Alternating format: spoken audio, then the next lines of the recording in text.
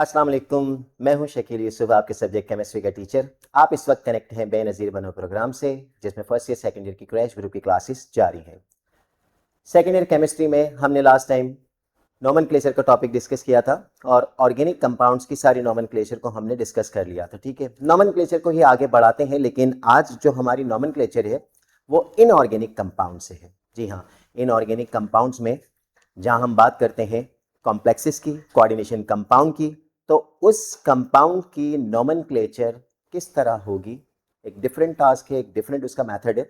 आज के दिन में वो डिस्कस करेंगे। ठीक है, सबसे पहले तो आज की क्लास में हम थियोरेटिकली पूरी कॉम्प्लेक्सेस की सीरीज, पूरी कॉम्प्लेक्सेस की जितनी थियोरीज हैं वो सारी हम डिस्कस करेंगे, बिकॉज के हमें पहले तो ये मालूम होना चाहिए कि कॉम्प्लेक्स कंपाउंड होते क्या हैं, कोऑर्डिनेशन कंपाउंड होते क्या हैं। इस कोऑर्डिनेशन कंपाउंड के बाद हम इससे रिलेटेड जितनी चीज़ें हैं वो सारी डिस्कस करेंगे आज के दिन में। क्वाइट पॉसिबल आज की क्लास में हम कोऑर्डिनेशन कंपाउंड की नेमिंग पे ना पहुंच सकें, because it requires board work, हमें बोर्ड वर्क उसमें करना होगा, लेकिन हम उससे पहले इसके जितने एस्पेक्ट्स हैं, जितनी इसकी थियोरी है वो डिस्कस कर रहे हैं। गौर से तवज्जो से देखिएगा स्टूडेंट। चलते हैं जी क्विक लुक ऑन कॉम्प्लेक्सेस की तरफ। राइट, हमारे पास सबसे पहले कॉम्प्लेक्सेस या कोऑर्डिनेशन कंपाउंड्स क्या होते हैं, तो देखें सबसे पहले डेफिनेशन इसकी हमने यहां पर दी हुई है, आपको जरा तवज्जो दीजिएगा। अगर आप गौर करें तो मैंने डेफिनेशन सबसे पहले इसका इंट्रोडक्शन क्या दिया हुआ है कि one of the most important property of transition element is to form complex compound और complex ion. This property is due to their partially filled D orbital. Transition elements की एक अहम प्रॉपर्टी ये होती है कि वो कॉम्प्लेक्स कंपाउंड बनाते हैं या कॉम्प्लेक्स आयन बनाते हैं, which are also known as coordination compound. अच्छा, अब मैं आपको ये बताऊं सबसे पहले कि ट्रांजिशन एलिमेंट्स, तो आप सब जानते हैं कि ट्रांजिशन एलिमेंट्स जो है वो तमाम एलिमेंट्स जिनके आउटर मोस्ट इलेक्ट्रॉन जो है वो डी ऑर्बिटल या फिर एफ ऑर्बिटल में जाते हैं, उन्हें हम ट्रांजिशन एलिमेंट्स कहते हैं। ट्रांजिशन में हमारे पास दो सीरीज होती हैं, एक आउटर ट्रांजिशन एलिमेंट्स जो डी ब्लॉक से ताल्लुक़ रखते हैं, एक इनर ट्रांजिशन एलिमेंट जो एफ ब्लॉक से ताल्लुक़ रखते हैं। फिर एफ ब्लॉक की दो सीरीज हैं आपके पास, एक लैंथेनाइड्स एंड एक्टिनाइड्स। खैर हम उसको डिस्कस नहीं कर रहे। ट्रांजिशन एलिमेंट की एक अहम खुसूसियत यह होती है कि वो कॉम्प्लेक्स कंपाउंड बनाते हैं, which are also known as coordination compounds. This property of transition element is due to their partially filled d orbital which can accommodate, which can accept pair of electron from donor group. Donor group neutral molecule या फिर negative ion हो सकते हैं, जिसे हम legend कहते हैं आगे जाके। अब इनके पास d ऑर्बिटल जो है वो पार्शियली फिल्ड होते हैं, मतलब they can accept pair of electron from the donor one. वो डोनर से क्या कर सकते हैं, इलेक्ट्रॉन का पेयर एक्सेप्ट कर सकते हैं। कौन से एलिमेंट, ट्रांजिशन एलिमेंट, क्योंकि ट्रांजिशन में आपको पता है डी ऑर्बिटल, और डी ऑर्बिटल में टोटल 5 डायमेंशंस होती है हमारे पास। तो किसी न किसी डायमेंशन में हमारे पास जब वैकेंट स्पेस होते हैं तो they can accept a pair of electron from the donor one, and donor में बी न्यूट्रल मॉलिक्यूल और negative one. The donor is called ligand, वो कहलाते हैं लीजेंड। तो ट्रांजिशन एलिमेंट की जब हम बात करते हैं तो हम ये कहते हैं सबसे पहले कि ये कॉम्प्लेक्स बनाते हैं। अभी कॉम्प्लेक्स की डेफिनेशन नहीं बताई मैंने, तो आपको ये कहा है कि कॉम्प्लेक्स होते क्या हैं, कॉम्प्लेक्स किस तरह बनते हैं। अब आगे आइए मजीद देखें। इन दीज कॉम्प्लेक्स आयंस और compounds the metal atom is bonded through coordinate bond to one और मोर मॉलिक्यूल और ions called ligand. Transition element accept electrons from negative charged ions and act as Lewis acid, while electron donor are called Lewis base और Legend। अब ये जो theory है आपको ये कहती है कि ट्रांजिशन एलिमेंट्स जो हैं वो इलेक्ट्रॉन के पेयर को क्या करते हैं, एक्सेप्ट करते हैं। तो मैंने आपको यहां पर बताया, देखें कि ट्रांजिशन एलिमेंट्स जो हैं वो इलेक्ट्रॉन के पेयर को एक्सेप्ट करते हैं from negative charged ions and act as Lewis acid, और वो किसकी तरह बिहेव करते हैं, लेविस एसिड की तरह। जो चीज एक्सेप्ट करती है लोन पेयर एक्सेप्टर, वो लेविस एसिड है, और जो लोन पेयर डोनर है वो क्या है आपके पास, लेविस बेस, या फिर इसको क्या कहते हो आप, लीजेंड्स कहते हो। तो यहां एक चीज स्टूडेंट्स क्लियर कर लीजिएगा कि दो चीजें हैं, एक ट्रांजिशन मेटल है जैसे आयरन है, राइट, और आयरन के साथ अगर सियानाइड अटैच होता है या अमोनिया जो कि एक न्यूट्रल मॉलिक्यूल है, अगर वो अटैच होता है तो सियानाइड जो है उसका लॉन पेयर क्या कर सकता है, एक्सेप्ट कर सकता है। या तो मेटल जो है यानी आयरन हो गया, निकल हो गया, कोबाल्ट हो गया, वो लॉन पेयर को क्या कर सकता है, एक्सेप्ट कर सकता है। किससे, लीजेंड से। अब लीजेंड में मैंने आपको नेगेटिव लीजेंड बताया, जैसे कि सियानाइड हो गया, हाइड्रोक्साइड हो गया, या फिर न्यूट्रल लीजेंड की बात करते हैं तो वाटर हो गया या फिर अमोनिया हो गया। ये अपना इलेक्ट्रॉन का पेयर डोनेट करेंगे किसको? ट्रांजिशन मेटल को। ट्रांजिशन मेटल एक्सेप्ट कर रहे हैं, they will act as Lewis acid, while legend are donating the lone pair of electron, they will act as Lewis base.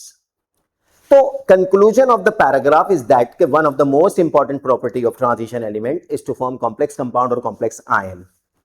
This property is due to their partially filled d orbital. ये खुसूसियत इनके partially filled d orbital की वजह से होती है, which can accommodate a pair of electron, जो electron के pair को क्या कर सकते हैं? एक्सेप्ट कर सकते हैं। अब एक्सेप्ट करेंगे, they will act as Lewis acid, और जो डोनेट करेगा वो क्या कहलाएगा? लेविस बेस, और उसका नाम है लीजेंड। आते हैं जी मजीद आगे इसमें। अब from the above information the complex में बी डिफाइंड एज। अब इन इंफॉर्मेशन की मदद से हम कॉम्प्लेक्स को कैसे डिफाइन कर सकते हैं, जरा तवज्जो दीजिएगा student. A complex is polyatomic ion और molecule in which a number of ions और molecules are bonded to a transition metal atom और ion through coordinate covalent bond. यानी कॉम्प्लेक्स एक ऐसा पॉलीएटॉमिक आयन या मॉलिक्यूल है जिसमें नंबर ऑफ आयन्स या molecules are linked with transition metal through coordinate covalent bond. अब मैं अगर आपसे ये कहता हूं, आपने अर्लियर थ्योरी में कोऑर्डिनेट कोवेलेंट बॉन्ड पढ़ा होगा, ठीक है। अब कोऑर्डिनेट कोवेलेंट बॉन्ड क्या होता है? एक ऐसा बॉन्ड जो इलेक्ट्रॉन के पेयर यानी लोन पेयर की डोनेशन से बनता है। तो कोऑर्डिनेट कोवेलेंट बॉन्ड को हम एरो से जाहिर करते हैं, जस्ट लाइक दिस। अगर मैं आपसे कहता हूं कि ट्रांजिशन एलिमेंट, अब ट्रांजिशन एलिमेंट तो आपको पता होगा, निकल है, कोबाल्ट है, प्लैटिनम है, पैलेडियम है, ठीक है ना, आयरन है। अब इस आयरन के साथ, निकल के साथ, कोबाल्ट के साथ कोई भी एक मॉलिक्यूल आएगा और अगर अपना लॉन पेयर यानी उसके सेंट्रल एटम से अगर लॉन पेयर इस सेंट्रल एटम यानी कि इस ट्रांजिशन एटम को जाता है तो उससे जो बॉन्ड बनेगा वो कहलाएगा कोऑर्डिनेट कोवेलेंट बॉन्ड। तो अब हम कहते हैं कि complex is a polyatomic ion और मॉलिक्यूल। ये एक पॉलीएटॉमिक यानी ऐसा मॉलिक्यूल है जिसमें दो या दो से ज्यादा एटम्स मौजूद होते हैं। या तो ये आयन है या फिर क्या है? ये मॉलिक्यूल है, क्योंकि कॉम्प्लेक्स पर चार्ज होगा तो वो आयन बन जाएगा और अगर चार्ज नहीं होगा तो वो मॉलिक्यूल रहेगा। फिर बता दूं, इट्स अ पॉलीएटॉमिक आयन और मॉलिक्यूल। ये एक आयन या फिर क्या है? मॉलिक्यूल है, क्योंकि पॉलीएटॉमिक का मतलब दो या दो से ज्यादा एटम इसके साथ कनेक्ट है, जिसमें से एक ट्रांजिशन एटम होगा जो सेंट्रल एटम के तौर पर यूज होगा और बाकी जो होंगे वो लीजेंड के तौर पर होंगे जो इसके साथ कोऑर्डिनेट कोवेलेंट बॉन्ड बना रहे हैं। यानी सेंट्रल एटम जो होगा, ट्रांजिशन एटम होगा, वो लॉन पेयर को एक्सेप्ट कर रहा होगा और बाकी जो है वो लॉन पेयर को क्या कर रहे हैं? डोनेट कर रहे हैं। तो अब हम करते हैं मजीद आगे इसको। Complex is a polyatomic ion और molecule in which number of ions और molecule are bonded to a transition metal atom through coordinate covalent bond. यानी कि ऐसा पॉलीएटॉमिक आयन होगा या मॉलिक्यूल होगा जिसमें मुख्तलिफ आयन्स या मॉलिक्यूल्स ट्रांजिशन मेटल के साथ कोऑर्डिनेट कोवेलेंट बॉन्ड के जरिए जुड़े हुए होंगे, उसे हम कहेंगे कॉम्प्लेक्स। सेकेंड डेफिनेशन इसकी हम ये भी कह सकते हैं कि these are the chemical species in which a central atom usually a metal. एक ऐसी केमिकल स्पेशीज है जिसमें सेंट्रल एटम जो होगा, क्योंकि एक वस्ती एटम तो होता है ना एक दरमियान में जो जिसे कहते हैं central atom, usually a metal यानी ट्रांजिशन, और ion surrounded by number of molecules और ions which are already form in a normal way, जो पहले से बन चुके हैं। यानी कि कॉम्प्लेक्स की सेकंड डेफिनेशन हम ये कहते हैं कि ऐसी केमिकल स्पेशीज हैं जिसमें जो सेंट्रल एटम होता है, आमतौर पर ट्रांजिशन की बात करते हैं तो ट्रांजिशन होता है जो मुख्तलिफ आयन या मॉलिक्यूल से सराउंड होता है। अब वो आयन या molecule which are already form in a normal way, मतलब अगर अमोनिया से जुड़ा हुआ है या वाटर से जुड़ा हुआ है तो ये पहले से बन चुके हैं। तो कॉम्प्लेक्स की दो डेफिनेशन हमारे पास यहाँ पर बन जाती है। एक डेफिनेशन मैंने वो बताई कि पॉलीएटॉमिक आयन या मॉलिक्यूल है, और दूसरी डेफिनेशन आपको मैंने बताई कि ऐसी स्पेशीज जिसमें सेंट्रल एटम जो है वो घिरा हुआ होता है, सराउंडेड होता है नंबर ऑफ आयन्स या मॉलिक्यूल से जो पहले से बन चुके होते हैं। ठीक है, तो ये हमारा इंट्रोडक्शन है। सबसे पहले तो ये कि कॉम्प्लेक्सेस होते क्या हैं। इन्हीं कॉम्प्लेक्सेस को हम कोऑर्डिनेशन कंपाउंड्स भी कहते हैं। क्यों कहते हैं? क्योंकि इनमें कोऑर्डिनेट कोवेलेंट बॉन्ड पाया जाता है। राइट, जब हम बोर्ड वर्क पे आएंगे, जब आपको बिल्कुल अच्छे तरीके से मैं आपको बताऊंगा कि देखें किस तरीके से कॉम्प्लेक्स बनता है। लेकिन याद रखिएगा कॉम्प्लेक्स क्या है, यहां पर कॉन्सेप्ट क्लियर कर लीजिए कि हर वो चीज कॉम्प्लेक्स है जिसमें कोऑर्डिनेट कोवेलेंट बॉन्ड पाया जाएगा, यानी एक सेंट्रल एटम होगा और बाकी सराउंडिंग एटम होंगे जो लोन पेयर सेंट्रल एटम को क्या कर रहे होंगे, डोनेट कर रहे होंगे। तो लोन पेयर जब डोनेट होता है तो इसको हम एरो से जाहिर करते हैं, इसे कोऑर्डिनेट कोवेलेंट बॉन्ड कहते हैं। ठीक है जी, नेक्स्ट मूव हम मूव करते हैं टाइप्स ऑफ कॉम्प्लेक्सेस की तरफ। ठीक है जी,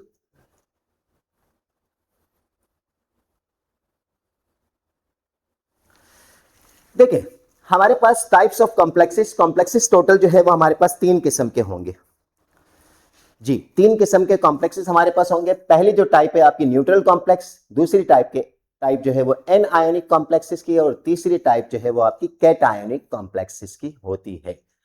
न्यूट्रल कॉम्प्लेक्सेस नाम से जाहिर है कि ऐसा कॉम्प्लेक्स होगा जिसमें कोई चार्ज नहीं पाया जाएगा, उसे न्यूट्रल कॉम्प्लेक्स कहेंगे। डेफिनेशन भी यहां पर मैंने दी हुई है कि these have no charge on their coordination sphere। अच्छा, यहां पर एक वर्ड आया कोऑर्डिनेशन स्फीयर, आगे जाके इसकी डेफिनेशन में बताऊंगा, लेकिन थोड़ा क्लियर कर लूं अभी कि कोऑर्डिनेशन स्फीयर होता क्या है। मैंने आपको कहा these have no charge on their coordination sphere। Coordination sphere वो खित्ता, वो इलाका जहां पर कोऑर्डिनेट कोवेलेंट बॉन्ड पाया जा रहा है, यानी एक सेंट्रल एटम है जो कि ट्रांजिशन है और बाकी जो लीजेंड है, ये दोनों एक दूसरे के साथ जो लिंक कर रहे हैं उसे enclose in square bracket which Werner has called coordination sphere. Werner एक साइंटिस्ट था, उसने इसको कोऑर्डिनेशन स्फीयर कहा था। तो कोऑर्डिनेशन स्फीयर जो है वो इलाका, वो खित्ता, वो रीजन जहां कोऑर्डिनेट कोवेलेंट बॉन्ड पाया जाता है उसे कोऑर्डिनेशन स्फीयर कहते हैं। जैसे देखें ये रहा, अब ये कार्बोनाइल है जो लीजेंड है, टेट्रा कार्बोनाइल, 4 कार्बोनाइल है, निकल के साथ अटैच है। तो इसको हमने एक स्क्वायर ब्रैकेट से इनक्लोज किया है, इसे आप कहते हैं कोऑर्डिनेशन स्फीयर। इस पर कोई चार्ज नहीं है, इसे हम कहेंगे न्यूट्रल कॉम्प्लेक्सेस। लेकिन अगर आपके पास कोई ऐसा कॉम्प्लेक्स जिसमें नेगेटिव चार्ज होगा, इसे आप एन आयोनिक कॉम्प्लेक्स कहेंगे। These complexes have a negative charge on their coordination sphere. Example यह आ गया आपके पास, हेक्सासायनोफेरेट की एग्जांपल है, जिसमें आप देखें स्फीयर के ऊपर जो है, यानी कि स्क्वायर ब्रैकेट के ऊपर -4 लगा हुआ है। तो बस कॉम्प्लेक्स की 3 टाइप याद रखिएगा। अगर कोई चार्ज नहीं है, न्यूट्रल कॉम्प्लेक्स, नेगेटिव चार्ज है, एन आयोनिक कॉम्प्लेक्स, और अगर पॉजिटिव चार्ज होगा तो वो कहलाएगा कैट आयोनिक कॉम्प्लेक्स। 3 किस्म के कॉम्प्लेक्स होते हैं। Complex, remember this thing, complex क्या होता है फिर बता दूं। कॉम्प्लेक्स के बारे में ज्यादा परेशान ना हो, बहुत आसान सी चीज है कि कोई भी ट्रांजिशन का एटम अगर किसी सराउंडिंग मॉलिक्यूल से या आयन से अगर घिरा हुआ होगा और बॉन्ड बना रहा होगा कोऑर्डिनेट कोवेलेंट बॉन्ड, तो उसे हम कॉम्प्लेक्स कहेंगे। ठीक है, तो ये 3 टाइप्स है कॉम्प्लेक्स की, आपको पता होनी चाहिए। इसके बाद हम मजीद आगे बढ़ते हैं। हमारे पास टॉपिक आता है basic data about complex formation. Complex formation के मुतालिक हम बेसिक डेटा को डिस्कस करने जा रहे हैं। देखिए स्टूडेंट्स, मैं आपको बता दूं basic data about complex formation में सबसे पहले कोऑर्डिनेशन स्फीयर। मैंने आपको कहा कोऑर्डिनेशन स्फीयर क्या होता है, अभी आपको बताया, दोबारा से इसको हम डिस्कस कर लेते हैं थ्रू प्रॉपर डेफिनेशन जो इसकी मौजूद है हमारे पास। The central metal ion and the legend that are directly attached to it are enclosed in a square bracket which Werner has called coordination sphere or first sphere of attraction। अब मैंने आपको कहा कि वो इलाका, वो खित्ता, वो रीजन जहां पर सेंट्रल एटम और लीजेंड जो है वो एक दूसरे के साथ बॉन्ड बनाकर घिरे हुए हैं और बॉन्ड बनाकर अटैच हैं, उसको एक स्क्वायर ब्रैकेट में इनक्लोज कर दिया जाता है, जिसको वर्नर ने जो है वो क्या कहा, कोऑर्डिनेशन स्फीयर कहा, या फिर फर्स्ट स्फीयर ऑफ अट्रैक्शन कहा था वर्नर ने। क्लियर हो गई स्टूडेंट चीज ये वाली। कोऑर्डिनेशन स्फीयर वो इलाका, वो खित्ता जहां पर कोऑर्डिनेट कोवेलेंट बॉन्ड पाया जाएगा, जिसमें एक सेंट्रल एटम होगा जैसे आयरन, और अगर फर्ज करो सियानाइड है तो वो सियानाइड और आयरन एक दूसरे के साथ कोऑर्डिनेट कोवेलेंट बॉन्ड बना रहे हैं, इसको हम स्क्वायर ब्रैकेट में इनक्लोज कर देंगे, ये कहलाएगा आपका coordination sphere. Coordination sphere, right, okay. Central atom या फिर आयन क्या होता है, अब समझ में तो आ रहा होगा कि सेंट्रल एटम ट्रांजिशन एटम, यानी कि जो ट्रांजिशन एलिमेंट्स होते हैं, इनमें से कोई भी एक एटम जो है या आयन विच एक्सेप्ट्स इलेक्ट्रॉन पेयर, इलेक्ट्रॉन के पेयर को क्या करेगा, एक्सेप्ट करेगा, राइट। अच्छा, इलेक्ट्रॉन के पेयर को एक्सेप्ट करेगा तो वो कहलाएगा आपका सेंट्रल एटम, लेकिन जो डोनेट करेगा वो लीजेंड है, जिसे हम लेविस बेस डिस्कस कर रहे हैं। तो ये ट्रांजिशन एटम या ion which accepts electron pair from legend, to form complex ion is called central atom or ion. Is called central atom और ion, यानी कि ऐसा एटम जो लीजेंड से इलेक्ट्रॉन का पेयर क्या कर रहा है, एक्सेप्ट कर रहा है, जैसे कि निकल है, कोबाल्ट है, प्लैटिनम है, पैलेडियम है, आयरन है, ये सब के सब ट्रांजिशन एलिमेंट है और ये डोनर से इलेक्ट्रॉन का पेयर एक्सेप्ट करते हैं, इसे सेंट्रल एटम कहते हैं। ठीक है, नेक्स्ट लीजेंड। यहां ये बात बड़ी इंपॉर्टेंट है और लीजेंड बड़ा आपको अच्छे तरीके से समझना होगा कि लीजेंड एनी एटम, आयन और molecule which is capable of donating a pair of electron, जो इलेक्ट्रॉन के पेयर को क्या कर सकता है, डोनेट कर सकता है, किसको, to the metal atom. Electron का पेयर जो डोनेट कर सके मेटल एटम को, वो कहलाता है लीजेंड। मेटल एटम में आपको पता है आयरन हो गया, कोबाल्ट हो गया, निकल हो गया, जो भी ट्रांजिशन एलिमेंट हो गया, मैं फेमस ट्रांजिशन एलिमेंट की बात कर रहा हूं जो अक्सर यूज होते हैं, लेकिन आप ट्रांजिशन एलिमेंट्स का अगर कहते हैं तो ट्रांजिशन एलिमेंट को कोई भी ऐसा आयन या मॉलिक्यूल जो लॉन पेयर को डोनेट कर रहा है वो लीजेंड है। अमोनिया है, इसमें नाइट्रोजन के पास एक लॉन पेयर मौजूद है, वाटर है, ऑक्सीजन के पास लॉन पेयर मौजूद है। अगर नेगेटिव स्पीशीज की बात करता हूं तो क्लोराइड, ब्रोमाइड, आयोडाइड, हाइड्रोक्साइड जो कि पॉलीएटॉमिक आयन है आपके पास, ये सारे के सारे जो है वो लीजेंड्स कहलाते हैं, which can donate a pair of electron to the central atom, right. Ligands are electron pair donor that has a Lewis base, क्योंकि लेविस की थ्योरी के मुताबिक हर वो चीज जो इलेक्ट्रॉन के पेयर को डोनेट कर सकती है वो कहलाती है Lewis base. Lewis base first year chemistry में आपने डिस्कस किया था, any species which can donate a pair of electron is called Lewis base, right? Okay, there may be neutral molecule or ions that have at least one atom with lone pair of electrons. वो या तो negative होंगे या neutral होंगे, at least एक atom ऐसा होगा जिसमें इलेक्ट्रॉन का पेयर मौजूद होगा और वो लॉन पेयर या कोई भी इलेक्ट्रॉन का पेयर डोनेट कर सकते हैं। दे बिहेव एज लीजेंड, उन्हें लीजेंड कहेंगे, राइट। अच्छा जनाब, मजीद आगे चलते हैं।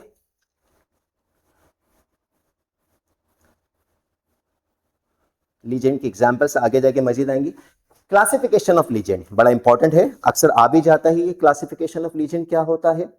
देखिए, लीजेंड की क्लासिफिकेशन जो है ना वो according to the electron pair donor से होती है। ठीक है, अगर हम फर्ज करें लीजेंड की बात करते हैं तो मैं कहता हूं कि मोनोडेंटेट लीजेंड।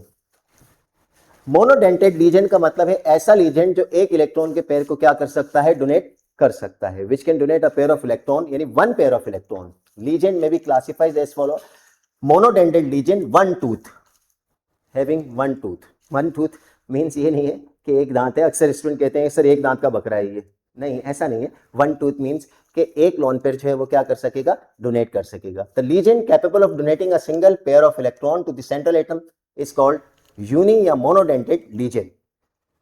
एक लॉन पेयर डोनेट कर सके, सिर्फ एक इलेक्ट्रॉन का पेयर डोनेट कर सके, वो कहलाएगा monodentate legend, right? These legend can form only one coordinate bond with the central metal ion and occupy one position. सिर्फ एक इलेक्ट्रॉन का पेयर अगर कोई डोनेट करेगा तो उसे मोनोडेंटेट लीजेंड कहते हैं, हैविंग वन टूथ लीजेंड।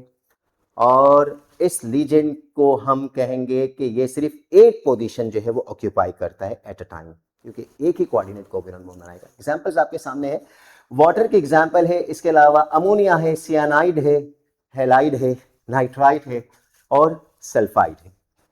ये सारे के सारे लीजेंड्स जो हैं वो सिर्फ एक इलेक्ट्रॉन का पेयर डोनेट कर सकते हैं सेंट्रल एटम को, इसीलिए इसे कहते हैं हम लोग मोनोडेंटेट लीजेंड।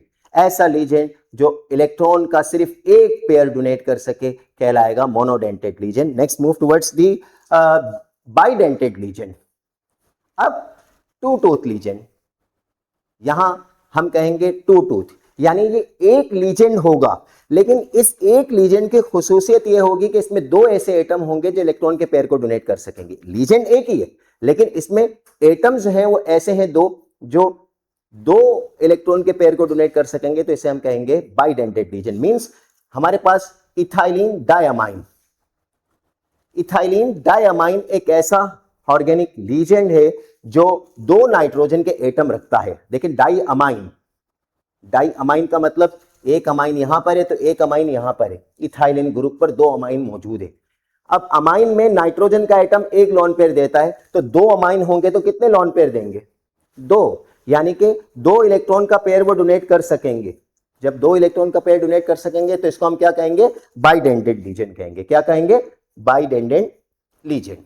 तो डेफिनेशन के मुताबिक हमने कहा the legends capable of donating 2 pairs of electron to the central metal atom is called bidentate legion. These legend can form 2 coordinate covalent bond with the central metal. अब ऐसा legend जो 2 electron के pair को donate कर सकता है वो 2 coordinate covalent bond बनाएगा सेंट्रल एटम के साथ, तो लिहाजा इस किस्म के लीजेंड को हम कहेंगे बाइडेंटेड लीजेंड।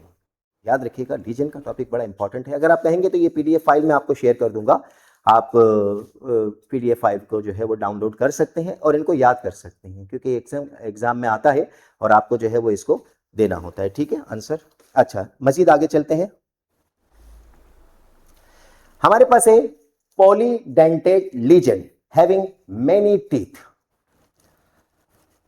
अब देखेंगे कैसा लीजेंड होगा जो होगा एक, लेकिन यहां से भी लोन पेयर दे रहा है, यहां से भी लोन पेयर दे रहा है, यहां से भी। वो आपने अक्सर फिल्मों में देखा होगा कि एक ऐसा स्पाइडरमैन होता है जिसके इतने सारे जो है वो हाथ होते हैं, तो यानी यहां से भी वो पकड़ सकता है, यहां से भी पकड़ सकता है, यहां से भी पकड़ सकता है। तो ये ऐसा लीजेंड है जिसके पास ऐसे इतने एटम्स हैं जो इलेक्ट्रॉन के पेयर को डोनेट कर सकते हैं, तो इसे हम कहते हैं पॉलीडेंटेड लीजेंड। डेफिनेशन इसकी देखते हैं, फिर इसके बाद आपको बताता हूं कि पॉलीडेंटेड लीजेंड क्या है। ठीक है, डेफिनेशन के मुताबिक when a legend has 2 or more donor atoms which may simultaneously coordinate to a metal atom, it is termed as multi or polydentate legend. Depending upon the number of donor sites, these legend may be referred to as bidentate, 2 donor atom, tridentate, 3 donor atom, tetra, 4 donor and so on. Some of the examples are given below. अब देखिए यहां पर मैंने आपको कहा है, एक example मेरे पास मौजूद है, बड़ा मशहूर लीजेंड है जिसे कहते हैं EDTA, ethylene diamine tetra acetate, EDTA। ये EDTA का लीजेंड मौजूद है। अच्छा, इसमें आप नोट करें, ये जो इथाइलिन डायमाइन है टेट्रा एसीटेट, इसमें आपके पास 1 2 3 4 एसीटेट ग्रुप है जो लोन पेयर को दे, इलेक्ट्रॉन के पेयर को दे सकते हैं। तो 4 तो ये हो गए, एक नाइट्रोजन ये रहा 5 और एक नाइट्रोजन ये रहा 6, मींस के टोटल 6 इलेक्ट्रॉन का पेयर ये डोनेट कर सकते हैं एट अ टाइम। एक ही लीजेंड यहां से भी इसको पकड़ रहा है, यहां से भी पकड़ रहा है सेंट्रल एटम को, यहां से भी 6 डायरेक्शन में वो इसको जो है वो जकड़ा हुआ है एक सेंट्रल एटम को। तो इसे कहते हैं हम लोग हेक्साडेंटेट लीजेंड। है तो पॉलीडेंटेट, मींस 2 से ज्यादा लोन पेयर को डोनेट कर सकता है, लेकिन particularly because it is donating 6 pairs of electron, it is termed as hexadentate ligand, right. अब आते हैं, ये 3 क्लासिफिकेशन के बाद हम आते हैं एम्बीडेंटेड लीजेंड। एम्बीडेंटेड लीजेंड क्या होते हैं, जरा तवज्जो दीजिएगा। ऐसे लीजेंड होते हैं जिसमें 2 or more donor atoms, but in forming complexes only 1 donor atom is attached to a metal atom at a given time. Such lesions are called ambidentate lesions. Some examples of such type of lesions are given below. देखिए हमारे पास 2 किस्म ये legend है हमारे पास। एक है मेरे पास थायोसियानेटो S और एक है थायोसियानेटो N। ऐसा लीजेंड है जिसमें 2 ऐसे एटम है जो इलेक्ट्रॉन के पेयर को डोनेट कर सकते हैं। देखिए मैंने यहां पर बताया, यहां पर S जो है वो डोनेट कर रहा है क्योंकि सल्फर के पास एक लोन पेयर मौजूद है। अगर S डोनेट कर रहा है तो नाम होगा थायोसियानेटो S, लेकिन अगर N डोनेट कर रहा है तो नाम होगा थायोसियानेटो N। लीजेंड ऐसा है जिसमें 2 ऐसे एटम्स मौजूद हैं जो लोन पेयर को डोनेट कर सकते हैं, लेकिन एट अ टाइम कोई भी एक एटम उसमें से HCN में से S डोनेट कर रहा है लोन पेयर, या फिर NCS में से N कर रहा है लोन पेयर को डोनेट। तो इन दोनों में से एट अ टाइम कोई एक एटम जो है वो डोनेट कर रहा होगा। इस किस्म के लीजेंड को हम क्या कहते हैं, एम्बीडेंटेड लीजेंड कहते हैं। ठीक है, होप सो कि आपको ये सारी चीजें क्लियर हो रही होंगी। ठीक है, अब आते हैं हम लोग कोऑर्डिनेशन नंबर की तरफ। कोऑर्डिनेशन नंबर क्या होता है स्टूडेंट्स, ये सारी इंफॉर्मेशन हो सकता है आपको थोड़ा सा मुश्किल लगे टॉपिक, बिकॉज के सारी डेफिनेशंस एक साथ में करवा रहा हूँ। We are running crash groups first year second year, तो आपको पता है क्रैश में मुझे थोड़ा सा स्पीडी चलना पड़ता है। ठीक है ना, इट मीन्स दैट कि ये नहीं है कि आपकी स्टडी क्रैश हो रही है, ऐसा नहीं है। मीन्स मुझे जाहिर सी बात है टाइम मेरे पास थोड़ा कम है और मुझे बहुत सारी चीज़ें करवानी है। I have to do many things in a shortest possible time. तो ये है कि थोड़ा सा आपको इसमें कॉम्प्रोमाइज़ करना पड़ेगा स्टूडेंट्स, इंशाल्लाह। फिर कभी अगर ऐसा होगा, खैर ऐसा नहीं होना चाहिए क्योंकि आप तो सेकेंडरी की केमिस्ट्री क्लियर करने के लिए पढ़ रहे हो। आप, मैं आपको ये कहना चाह रहा हूं कि अब चले टॉपिक पे। कोऑर्डिनेशन नंबर क्या होता है? The number of position occupied by the ligand and not the number of ligand एक लीजेंड कितनी पोजीशन ऑक्यूपाई करेगा वो कहलाएगा coordination number. Note the number of ligand around the metal atom is called coordination number और number of metal in the complexes. ठीक है, अब एक लीजेंड कितना बॉन्ड बनाएगा वो इसका कोऑर्डिनेशन नंबर कहलाएगा। ठीक है, अब फॉर एग्जांपल मेरे पास एक कॉम्प्लेक्स मौजूद है डाई अमाइन सिल्वर क्लोराइड, तो कोऑर्डिनेशन नंबर सिल्वर का जो होगा वो कितना होगा, 2 होगा। क्यों कि 2 अमोनिया जो है वो सिल्वर के साथ कोऑर्डिनेट कोवेलेंट बॉन्ड बना रहे हैं, तो 2 पोजीशन जो है वो ऑक्यूपाई होंगी। Not the number of legend, number of legend की बात नहीं कर रहा है, इत्तेफाक है कि यहां पर 2 लीजेंड है यानी कि 2 अमाइन है तो 2 पोजीशन ऑक्यूपाई हो रही है। लेकिन अगर कोई ऐसा लीजेंड होगा जो आप कह दें कि बाइडेंडेड लीजेंड है, तो लीजेंड एक होगा जैसे इथाइलिन डायमाइड, लेकिन पोजीशन कितनी ऑक्यूपाई करेगा, 2 ऑक्यूपाई करेगा, तो उसे हम जो है कोऑर्डिनेशन नंबर उसका 1 कहलाएगा, 2 कहलाएगा, जो 2 पोजीशन ऑक्यूपाई करेगा। एनीवे, फिर इसके बाद है पॉलीडेंडेड लीजेंड चिलेटिंग एजेंट। ये चिलेटिंग एजेंट क्या होता है स्टूडेंट, जरा देखिएगा, चिलेट्स कहते हैं इसको, कि polydentate ligand are called chelating agent. जैसे कि मैंने पॉलीडेंडेड लीजेंड आपको बताया कि इथाइलिन डायमाइन टेट्राएसिटेट एक पॉलीडेंडेड लीजेंड है, ये चिलेटिंग एजेंट बनाता है। ठीक है, the chelating agent which on coordination with the central atom forms a ring structure is called chelating agent and the compound is called chelate. अब इथाइलिन डायमाइन टेट्राएसिटेट जो है वो चिलेट बनाता है किसके साथ, कॉपर के साथ। ये मिसाल मौजूद है यहाँ पर, मींस इसे यूं भी कहते हैं क्रेब्स क्लो, क्रेब्स क्लो जो कहते हैं चिलेटिंग एजेंट की बात करते हैं हम। तो ये आपको जो है वो थोड़ा सा यहाँ पर स्ट्रक्चर जो है याद करना पड़ेगा। बस याद रखिएगा कि पॉलीडेंडेड लीजेंड जो होंगे वो चिलेटिंग एजेंट कहलाते हैं और ये चिलेट्स बनाते हैं। ठीक है, नेक्स्ट आते हैं जी हमारा असल टॉपिक और मेन टॉपिक। ये पूरी थ्योरी जो आपको समझाई गई वो सिर्फ इसलिए कि हमारा जो नेक्स्ट टॉपिक होगा, जो अगली क्लास में टॉपिक होगा, वो rules for the nomenclature of coordination compounds. हमने नॉमेनक्लेचर ऑर्गेनिक कंपाउंड्स की डिस्कस की थी, अब हम नॉमेनक्लेचर किसकी डिस्कस करने जा रहे हैं, कोऑर्डिनेशन कंपाउंड्स की डिस्कस करने जा रहे हैं। तो कोऑर्डिनेशन कंपाउंड्स की जो नॉमेनक्लेचर होगी डिफरेंट है पूरी। ऑर्गेनिक कंपाउंड की नॉमेनक्लेचर आईयूपीएक सिस्टम था, वहां पर international union of pure and applied chemistry के जरिए जो रूल्स थे वो हमने डिस्कस किए थे, सारी प्रैक्टिस की थी। जो हमारी नेक्स्ट क्लास होगी उसमें हम कॉम्प्लेक्सेस यानी कोऑर्डिनेशन कंपाउंड्स की नॉमेनक्लेचर पूरी सीखेंगे। इससे पहले मैं आपको यहां पर ये बता दूं कि ये जो रूल्स हैं उन रूल्स को फॉलो करते हुए हम कोऑर्डिनेशन कंपाउंड्स की नेमिंग करेंगे, लेकिन इसके लिए हमें जो है वो कल तक का इंतजार करना पड़ेगा, बिकॉज कि आज हम सिर्फ रूल्स को डिस्कस करेंगे और रूल्स डिस्कस करने के बाद इंशाल्लाह कल जो है वो हम पूरी प्रैक्टिस करेंगे। तो देखिएगा स्टूडेंट, हमारे पास जो पहला रूल है, if complex is ionic cations are named before anion. अगर कोई भी कॉम्प्लेक्स आयनिक होगा तो पहले केटाइन का नाम देंगे फिर किसका, एनाइन का। और ये तो वैसे भी फैक्ट है कि अगर हमारे पास सोडियम क्लोराइड का एक कंपाउंड है तो सोडियम जो है वो केटाइन है और क्लोराइड जो है वो एनाइन है, तो पहले केटाइन का नाम देंगे और बाद में किसका नाम देंगे, एनाइन का नाम देंगे। ठीक है, नेक्स्ट रूल क्या है हमारे पास। अच्छा, अभी थोड़ा सा आपको ये प्रॉब्लम होगी कि सर ये तो बहुत स्पीडी जा रहे हैं, हमें तो कुछ पता ही नहीं चले, लेकिन आई एम श्योर कल जब मैं इंशाल्लाह कोऑर्डिनेशन कंपाउंड की नेमिंग करवाऊंगा, जब नॉमेनक्लेचर स्टार्ट करवाऊंगा, तो आपको एक एक स्ट्रक्चर बहुत आराम से इजी वे में बताऊंगा। आई होप सो कि इंशाल्लाह कल के दिन में आपकी कॉम्प्लेक्सेस की पूरी स्कीम, थ्योरी, नेमिंग 100% इंशाल्लाह समझ में आएगी, आई एम श्योर इंशाल्लाह। ठीक है, next, in naming the coordination sphere name the ligand first and then the central atom.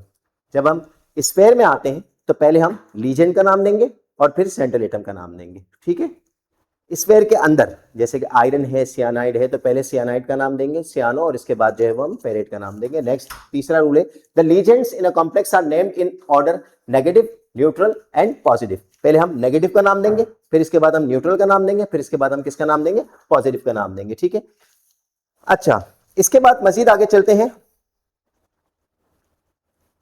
देखिए, एक पांचवा रूल यहां पर डिस्कस कर लें, the name of the anionic ligands end in o. जो एन आयनिक लीजेंड होगा वो ओ पर खत्म होगा। फॉर एग्जांपल, अगर फ्लोरो है, क्लोरीन है, एन आयनिक लीजेंड है तो इसे क्लोरो पढ़ेंगे, फ्लोरीन है फ्लोरो पढ़ेंगे, हाइड्रोक्साइड है हाइड्रोक्सो पढ़ेंगे, सियानाइड है सियानो पढ़ेंगे। मींस एन आयनिक लीजेंड जो होगा वो हमेशा किस पर खत्म होगा, ओ पर खत्म होगा। ठीक है, और neutral ligands are usually given the name of the molecule, however there are some exceptions which are, means water को हम एक्वा पढ़ेंगे, कार्बोनाइल पढ़ेंगे, अमोनिया को अमाइन पढ़ेंगे और NO नाइट्रोसाइल पढ़ा जाएगा। फिर इसके बाद the name of the central atom remain unchange if it is present in the neutral or positive coordination sphere. However, if it is present in the negative coordination sphere, the English name is replaced by Latin name modified to carry an ETE ending. अगर आपके पास central atom positive coordination sphere से ताल्लुक रखता है तो उसका नाम वही पढ़ेंगे, जैसे आयरन है तो आयरन ही पढ़ा जाएगा, पॉजिटिव कोऑर्डिनेशन स्फीयर। लेकिन अगर आयरन जो है वो नेगेटिव कोऑर्डिनेशन स्फीयर से ताल्लुक रखेगा तो फेरम नाम लैटिन हो जाएगा और उसको मॉडिफाई कर लेंगे आखिर में एटीई से, तो उसको फेरेट पढ़ेंगे, निकल निकलेट पढ़ेंगे, कॉपर क्यूपरेट पढ़ेंगे, कोबाल्ट कोबाल्टेट पढ़ेंगे। ये कब? जबकि आपका सेंट्रल एटम कहां होगा? नेगेटिव कोऑर्डिनेशन स्फीयर में होगा। अभी आपको ऐसा लगेगा कि यार ये नेगेटिव कोऑर्डिनेशन स्फीयर क्या है और कैसे, ये इंशाल्लाह कल की क्लास में जब मैं बोर्ड वर्क पे आऊंगा तो आपको पूरी डिटेल दे दूंगा। ठीक है स्टूडेंट्स, राइट। तो ये आपके पास जो है वो कुछ रूल्स थे नोमेनक्लेचर के, जो कोऑर्डिनेशन कंपाउंड के हमने किए। अच्छा जनाब, ये हमारी एक्सरसाइज है, देखिए ये सारे कॉम्प्लेक्सेस, देखिए 50 कॉम्प्लेक्सेस मैंने यहां पर दिए हैं। कल हम लोग इसमें से कोशिश करेंगे कि 20 से 25 कॉम्प्लेक्सेस की नेमिंग हम सीख लेंगे। जो पूरी क्लास आपको दी है ना, जो पूरी थियरी आपको दी है, उस थियरी का मकसद ये था कि हमें कल यहां पहुंचना है। हाँ, इन थियरी से भी एग्जाम में टॉपिक आते हैं, चिलेट आ जाता है, लीजन की टाइप्स आ जाती है, कॉम्प्लेक्स की डेफिनेशन आ जाती है, बिकॉज ट्रांजिशन एलिमेंट की प्रॉपर्टी होती है कि they are paramagnetic, they form complex. तो पैरामैग्नेटिक आपको बताना पड़ता है बिकॉज के they have unpaired electron and each unpaired electron behaves like a magnet, तो that is why they are paramagnetic. ये आपने थियरी पढ़ी होगी। इसी तरह कॉम्प्लेक्सेस की थियरी थी जो आज मैंने बताई। ये सारे के सारे जो कॉम्प्लेक्सेस हैं, ये सारे के सारे जो कंपाउंड्स हैं, इसकी नेमिंग कल हम लोग इंशाल्लाह डिस्कस करेंगे। ठीक है, तो एक एक कंपाउंड लेंगे, एक एक नेमिंग आपको बाकायदा सिखाई जाएगी। ठीक है, तो हमारे साथ कनेक्ट रहिएगा इंशाल्लाह। कल की क्लास में फिर इसी कोऑर्डिनेशन कंपाउंड की नेमिंग से हम आगाज करेंगे। ठीक है, तब तक के लिए इजाजत दीजिए, अपना ख्याल रखिएगा, अल्लाह हाफिज।